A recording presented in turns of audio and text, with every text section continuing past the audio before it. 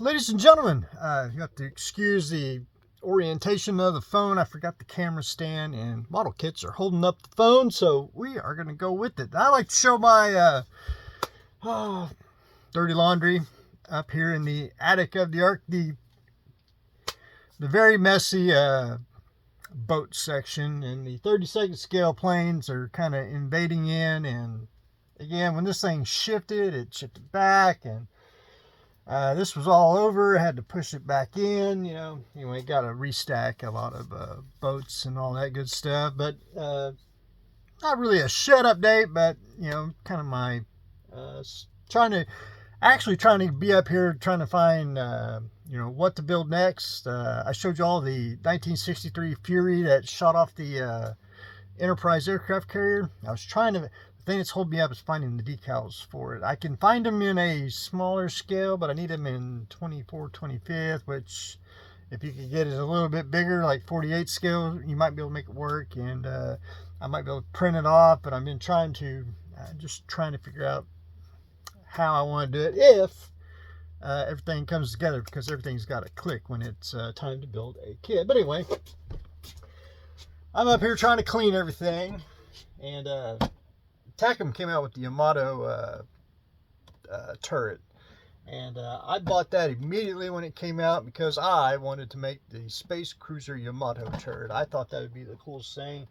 I started to, I actually looked at the parts and then I put it back in the box because, again, it didn't click, but I still would like to do it. I would like to even get like the Cosmo Zero to put with it, and I think it would look pretty darn slick. But anyway, I had to come up here, and I was in search of and had to find stuff. But I found a couple things I need to put up. And while I was moving around, I forgot things that were up here. One is this is a base from ODG Studios. And his bases, if you ever could get one, I highly recommend it, because his bases were basically skinned in resin, but they were filled with foam. They are very lightweight, and even with the skin resin there, it is you can really see the detail. And his bases, I think, are just fantastic. They're, I want to say, specific for a certain kit, but or not a specific kit, but like if it says for the Coast Guard kit, that was what it's for. I just kind of wish it was a little more vague, where you could put any ship on there you want. That's about the only thing that I found fault with. But other than that, I love his bases. I have one of about what he's got offered throughout the shed here. So if anyone ever snuck around in here, they'd find ODG bases inside the Ark. So again, I don't have a whole lot of ships. I do and I don't. I tried to do it where it's cartoonish, plus just had to make it fit for a while. Subs, battleships, went through my little ocean liner phase, went through my little pirate ship phase. We all have little phases. So I don't know if I showed that one or not. That's Lindbergh's Coast Guard ship, which is the 1972 version. It's not the not one of the older ones, and it is in very, very good shape. I mean, box, kit, white plastic. I mean, nothing's. It's almost like it sat in a time capsule, and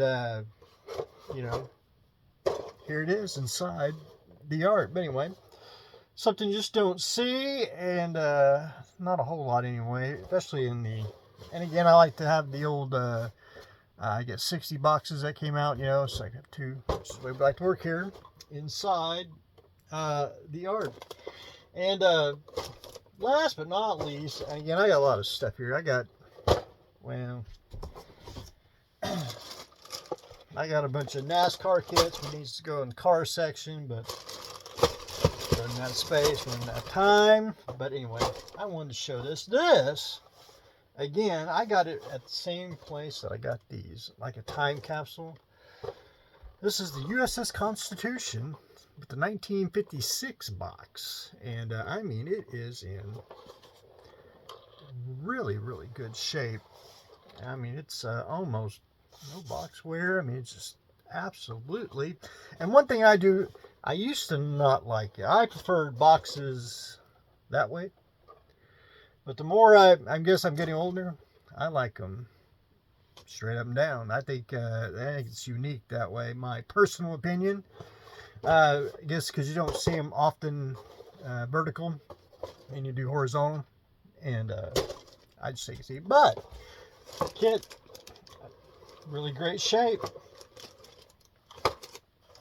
Didn't even not even started. Little I call it the propaganda material. It's a little well, that's how to put the rigging on. But anyway, that's a little bit shot. The kit itself, still bagged. Even got the thread, but it did come with, and I like to open up all the kits I ever get here, especially used ones, is you get to find vintage testers. What's it say? Oh, I forgot my glasses. Barely read that. Thinner PLA. Something you just don't see. And of course, it's dried up. And at one time, and I didn't know I was going to build the, I did not know I was going to build the shed. I was kind of pretty much kits were living in storage in my garage and attic. And I had a bunch of tester bottles. And I had some old ones, and I basically threw them out because you just can't keep everything. But if I knew I would have built this, I would have kept a couple more. But anyway, we're trying to backtrack, get some old tester bottles, and I need to remember to pick that back out and put that downstairs. So I do have a little paint section that I like to add paint, glue, putties, especially the vintage items that are no good, but stuff we used throughout childhood and adulthood. But anyway, ladies and gentlemen, I am trying to fix the ongoing ship side of the Ark here. And of course, while I was up here adding to the pile, and of course we got to find an ODG section to put the diorama bases in. So that's what we got going on today, ladies and gentlemen. Stay tuned for the next exciting episode.